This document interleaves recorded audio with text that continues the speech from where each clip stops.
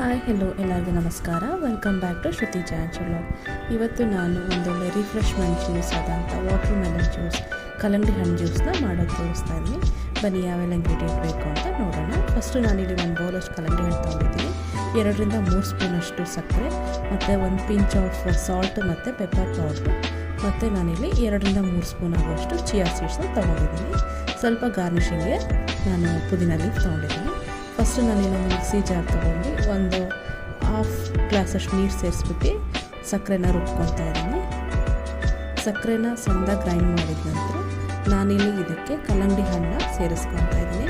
ಸಕ್ಕರೆ ಫಸ್ಟಿಗೆ ಯಾಕೆ ಗ್ರೈಂಡ್ ಮಾಡಿಕೊಂಡ್ರೆ ಅಂದರೆ ಅದು ಒಂದೊಂದು ಸರಿ ಸಕ್ಕರೆ ಕರಗೋದಿಲ್ಲ, ಹಾಗಾಗಿ ಅದು ಬಾಯಿಗೆ ಸಿಗ್ತಾಯಿರುತ್ತೆ. ಆದ್ದರಿಂದ ನಾನು ಫಸ್ಟ್ ಅದನ್ನು ತುಂಬ ನುಣ್ಣಗೆ ರುಬ್ಕೊತಾ ಇದ್ದೀನಿ. ಇವಾಗ ವಾಟರ್ ಮೆಲನ್ ಸೇರಿಸ್ಬಿಟ್ಟು ರುಬ್ಕೊತಾ ಇದ್ದೀನಿ ನೋಡಿ. ಇದು ತುಂಬ ಫೈನಾಗಿ ರುಬ್ಬಬೇಕು. ನಂತರ ಇದನ್ನು ಬೇಕು ಅಂದರೆ ಇದನ್ನು ಶೋಧಿಸ್ಕೋಬೋದು, ಇಲ್ಲಾಂದರೆ ಹಾಗೆ ಡೈರೆಕ್ಟ್ ಕುಡಿಬೋದು. ಕಲ್ಲಂಗಡಿ ಹಣ್ಣಿನ ಬೀಜ ಸಮೇತ ರುಬ್ಬಿದ್ರೆ ತುಂಬ ಒಳ್ಳೆಯದು ಮತ್ತು ಹೆಲ್ತಿಗೂ ತುಂಬ ಒಳ್ಳೆಯದು. ಇವಾಗ ನೋಡಿ ಕಲ್ಲಂಗಡಿ ಹಣ್ಣಿನ ಜ್ಯೂಸ್ನ ನಾನು ಒಂದು ಗ್ಲಾಸಿಗೆ ಸರ್ವಿಂಗ್ ಗ್ಲಾಸ್ಗೆ ಹಾಕ್ತಾಯಿದ್ದೀನಿ. ನಂತರ ಇದಕ್ಕೆ ನಾನು ಇವಾಗ ನೆನೆಸಿಟ್ಕೊಂಡಿರೋಂಥ ಚಿಯಾ ಸೀಡ್ಸ್ನ ಅದ್ರಲ್ಲಿ ಹಾಕ್ತಾಯಿದ್ದೀನಿ. Chia seeds water melon juice ಒಳಗೆ ಹಾಕೋದ್ರಿಂದ ತುಂಬ ದೇಹಕ್ಕೆ ತಂಪಾಗುತ್ತೆ, ತುಂಬ ಆರೋಗ್ಯಕ್ಕೂ ಒಳ್ಳೆಯದು. ಯಾರೆಲ್ಲ ಫಸ್ಟ್ ಟೈಮ್ ನಮ್ಮ ಚಾನಲ್ ನೋಡ್ತಿದ್ರೆ ಪ್ಲೀಸ್ ಚಾನಲ್ನ ಸಬ್ಸ್ಕ್ರೈಬ್ ಮಾಡಿ ಮತ್ತು ಬೆಲ್ ಐಕಾನ್ನ ಪ್ರೆಸ್ ಮಾಡಿ. ನೆಕ್ಸ್ಟ್ ಟೈಮ್ ನಾನು ಯಾವುದೇ ವೀಡಿಯೋ ಅಪ್ಲೋಡ್ ಮಾಡಿದ್ರು ನಿಮಗೆ ಫಸ್ಟ್ ನೋಟಿಫಿಕೇಷನ್ ಬರುತ್ತೆ.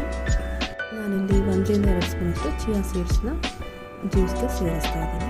ಈ ಥರ ಇವಾಗ ನಾನು ಗಾರ್ನಿಷಿಂಗ್ ಅಂತ ಪುದೀನ ಲೀಫ್ನ ಜ್ಯೂಸ್ ಮೇಲೆ ಇಡ್ತಾ ಇದ್ದೀನಿ. ಈಗ ರುಚಿಯಾದ ಒಳ್ಳೆ ರಿಫ್ರೆಶ್ಮೆಂಟ್ ಜ್ಯೂಸ್ ಆದಂಥ ವಾಟರ್ ಮೆಲನ್ ಜ್ಯೂಸ್ ರೆಡಿಯಾಗಿದೆ. ಇದು ತುಂಬ ಚೆನ್ನಾಗಿರುತ್ತೆ. ನೀವು ಒಮ್ಮೆ ಇದನ್ನು ಟ್ರೈ ಮಾಡಿ ನನಗೆ ಕಮೆಂಟ್ ಮೂಲಕ ತಿಳಿಸಿ. ಡಿಫ್ರೆಂಟಾಗಿ ಮಾಡುವಂಥ ಒಂದು ರಿಫ್ರೆಶ್ಮೆಂಟ್ ಜ್ಯೂಸ್ ಅಥವಾ ವಾಟರ್ ಮೆಲನ್ ಜ್ಯೂಸ್ನ ನೀವು ಒಮ್ಮೆ ಟ್ರೈ ಮಾಡಿ ನೋಡಿ. ಇದಕ್ಕೆ ಬೇಕಂದರೆ ಐಸ್ ಕ್ಯೂಬ್ನ ಆ್ಯಡ್ ಮಾಡ್ಕೋಬೋದು, ಅದು ಆಪ್ಷನಲ್ಲು.